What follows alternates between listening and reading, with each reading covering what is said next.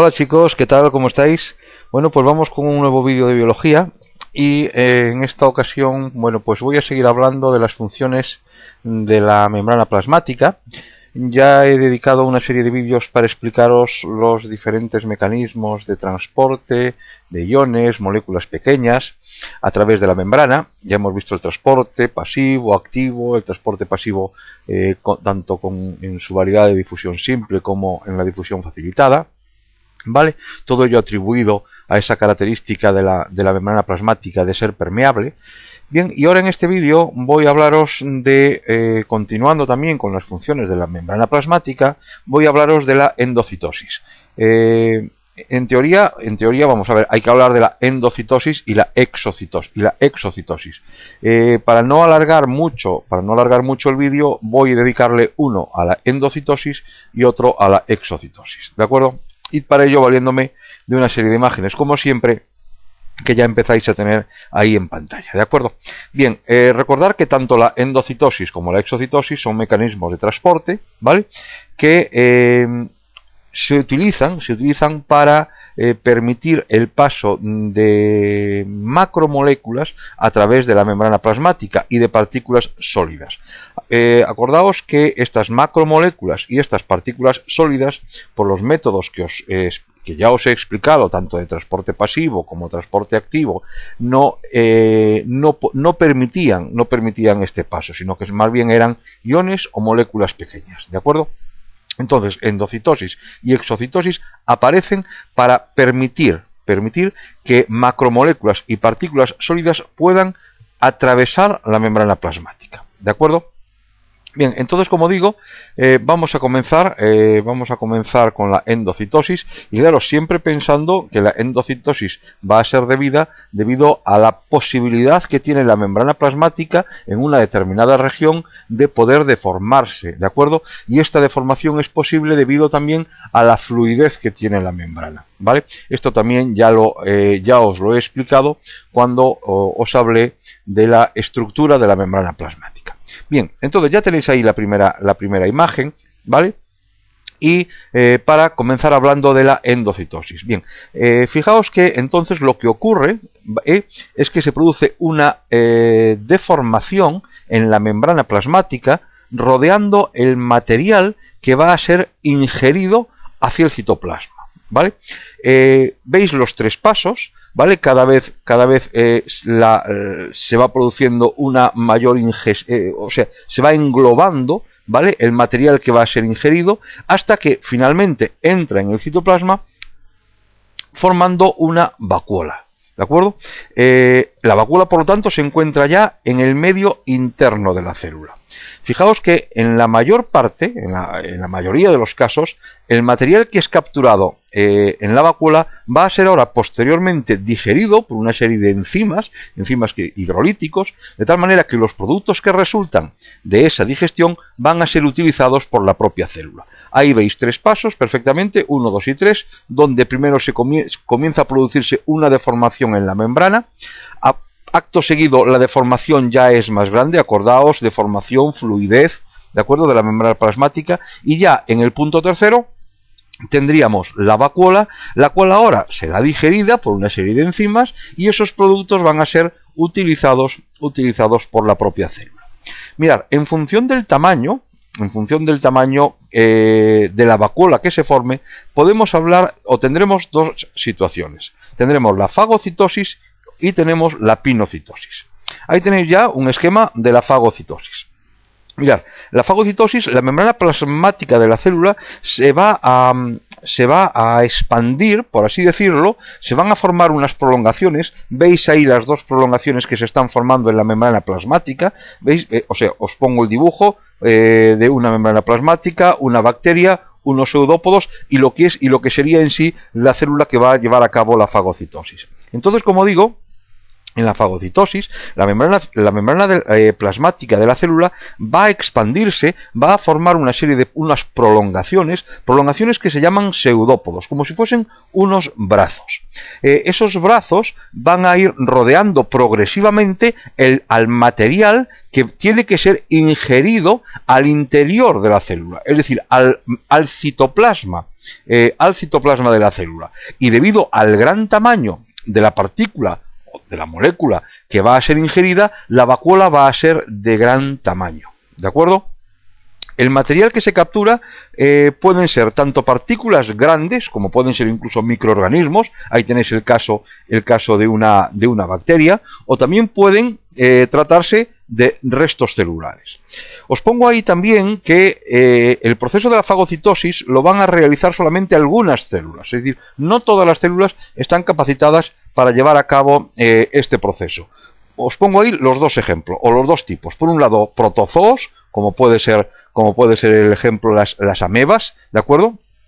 En este caso, para los protozoos, la fagocitosis es una forma de alimentación, una forma de nutrirse esa célula. Y después también se encuentran las células fagocitarias o los fagocitos, que estos se encuentran ya en los seres pluricelulares. Y aquí ya no es una función nutricional, sino que está relacionado con una función digestiva. De hecho, si tenéis alguna duda en este sentido, he grabado varios vídeos se encuentran dentro de una lista de reproducción que se llama Inmunidad, creo. Sí, Inmunidad. Y ahí tenéis, si queréis conocer con mayor detalle cuál es el papel o cómo se lleva a cabo la fagocitosis, ahora sí con fines defensivos a cargo de las células fagocitarias, ¿de acuerdo? Entonces, aquí, como digo, se trata de una función defensiva, y la función que tiene, pues evidentemente, es destruir todos aquellos microorganismos invasores o extraños, ajenos a ese ser vivo, ¿de acuerdo?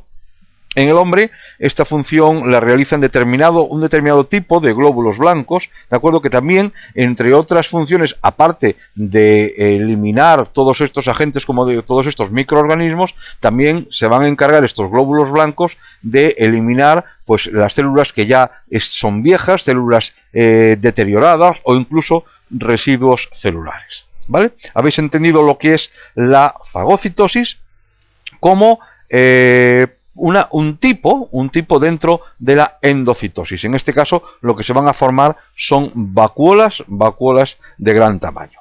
Y el otro tipo, que también ya lo tenéis ahí en el esquema, es la pinocitosis. Fijaos bien en el esquema, en todas las partes, en toda la secuencia que aparece ahí en el dibujo. En este caso, la célula lo que va a hacer es ingerir mediante pequeñas vacuolas, ¿vale?, gotitas de líquido extracelular que pueden o no contener partículas sólidas, ¿de acuerdo? Este proceso, a diferencia de lo que ocurría con la fagocitosis, este proceso sí se va a producir en prácticamente todas las células. Lo que os quiero explicar un poquito es cómo se produce la pinocitosis. Mirad. La formación de las vacuolas en la pinocitosis tiene lugar en unas zonas concretas de la membrana plasmática, es decir, no en toda la membrana plasmática.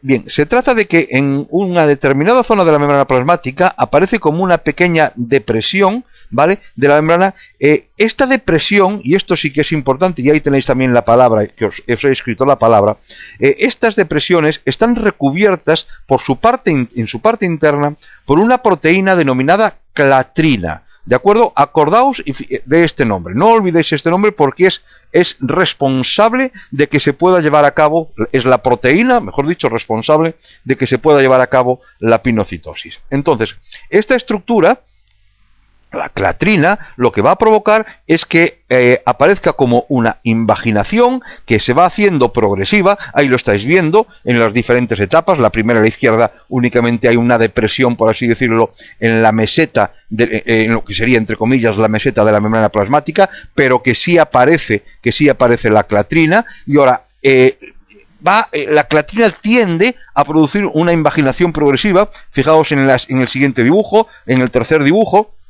hasta que se forma un estrangulamiento en la membrana plasmática para formar una vacuola pinocítica que sería lo que tenéis a la derecha de todo, ¿de acuerdo? Con un revestimiento fibroso que se corresponde, pues evidentemente, con la proteína que es la que ha provocado, la que ha llevado a cabo la que ha hecho posible que se pueda llevar a cabo la pinocitosis. ¿Lo habéis entendido?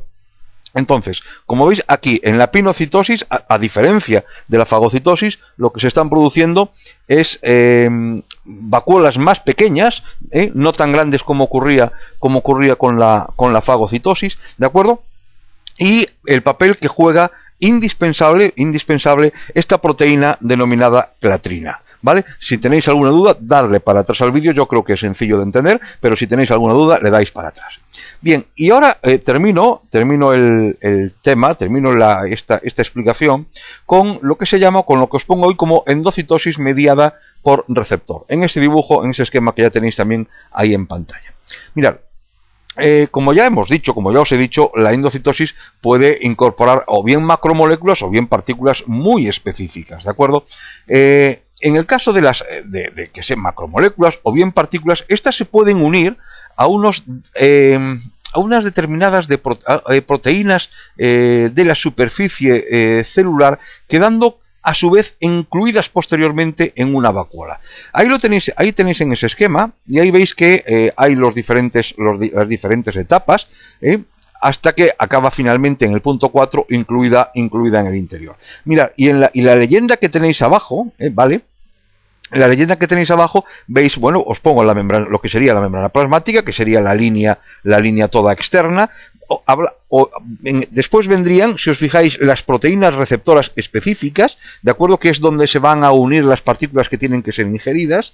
Después se encuentran las moléculas ya capturadas, como veis ahí en el interior, en el punto 3 y en el punto 4, y de nuevo aparecen las moléculas de clatrina, que, como veis, se encuentran en la parte interna hacia el interior de la célula. Entonces, fijaos, en el punto 1, ahora voy a ir haciendo la secuencia de los 4 puntos. En el punto 1, las moléculas, como ya os acabo de decir, que quieren o que van a ser capturadas, tienen que unirse a unos receptores específicos que se encuentran en la membrana plasmática. No en toda la zona, no en toda la superficie de la membrana plasmática, ¿de acuerdo? De tal manera que esos mismos receptores se encuentran unidos en la parte interna de la célula con las moléculas de la proteína clatrina. ¿Veis cómo los receptores en el punto 1 se encuentran bien en la parte externa, pero a su vez se encuentran unidos, ¿vale?, a la proteína clatrina que se encuentra en la parte interna de la célula? ¿De acuerdo? En el punto 2 comienza ya a producirse la invaginación, ¿vale?, de la membrana plasmática, cuya tendencia es a formar una vacuola que se va a encontrar rodeada o revestida de la proteína de la clatrina. ¿De acuerdo?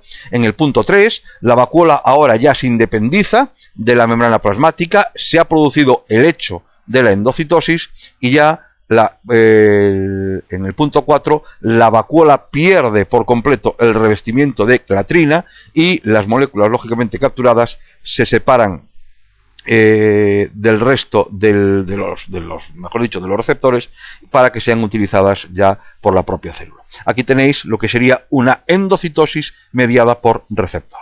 ¿De acuerdo? ¿Lo habéis entendido? Bien, este es entonces el vídeo que quería explicaros sobre la endocitosis, ¿de acuerdo? En otro vídeo os indicaré la exocitosis, ¿vale? Miradlo bien, ¿de acuerdo? Si tenéis alguna duda, me la comentáis. Y como siempre, muchas gracias por ver los vídeos y gracias por estar ahí.